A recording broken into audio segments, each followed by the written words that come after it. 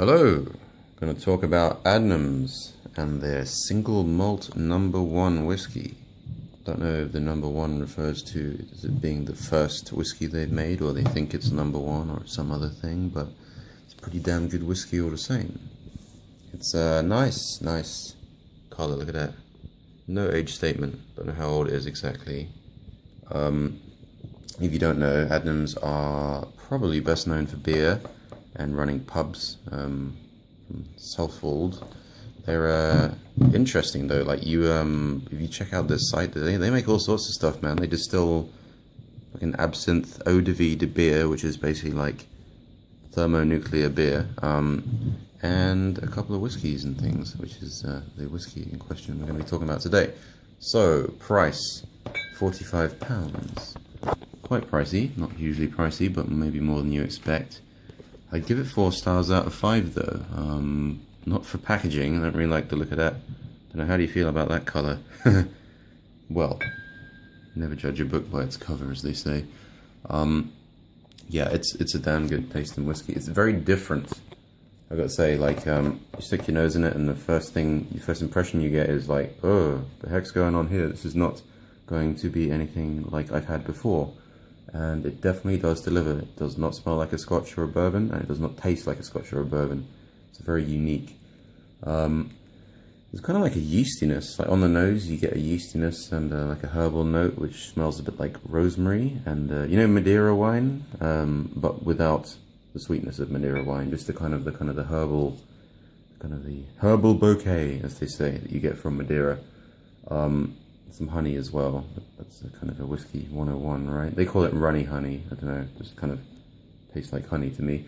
And a lingering impression of something that, I shit you not, could be rubber, but that's not a bad thing. Like you smell it initially and you're like, I honestly don't know what it is. I had a lot of fun drinking this and kind of like writing out, because I spent a long time just kind of sitting there wondering where the hell to begin. On the palate, there's more kind of familiar, unfamiliar flavors. It's smooth as glass, man. 43%. It just goes down fast and easy. There's like apricots on the tongue, definitely apricots. Very creamy, rounded richness that may or may not come from French oak. It's non-chill filtered as well, so you can't really see that. I was expecting it to be more cloudy. It is not. It's a little bit cloudy. And obviously there's the obligatory vanilla and honey notes that you get when you drink a whiskey. I suppose they call it average in terms of sweetness. The overall effect is like a kind of a clean taste, like an air freshener, but obviously one that you drink. It's not herbal in a medicinal way. It's kind of like herbal in the I've just gone picking rosemary in the meadow kind of way. And that's not really a description, is it? But you have to try it, really, to find out. The finish is about average in length, maybe a little shorter. There's a yeastiness, and that lingers on the back of your throat. The apricot notes sort of fade to kind of new leather, was to me. The rosemary gives you the impression that you're going to have wonderful fresh breath instead of whiskey breath, but that's probably not going to be the case.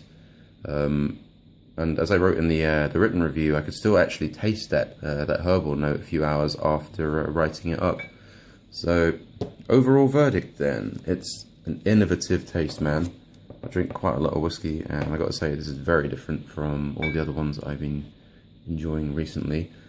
If you're not put off by the strong herbal notes and the apricots that you'll get on the palate, which are the big two that I found differentiated it from other whiskeys, you'll find it to be very easy drinking. It's not a personal favorite yet. It might be, the more I have, I don't know.